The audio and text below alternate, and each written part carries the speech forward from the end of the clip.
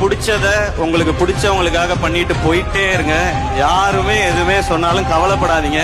ஏன்னா நம்மள பிடிச்சவங்களுக்கு நம்மள நிரூபிக்க தேவையில்லை. நம்மள பிடிக்காதவங்களுக்கு என்ன பண்ணாலும் பிரயோஜனம் இல்லை. படிக்காதவங்க படிச்சு தெரிஞ்சுக்கங்க, இல்லைன்னா படிச்சவங்க கிட்ட கேட்டு தெரிஞ்சுக்கங்க.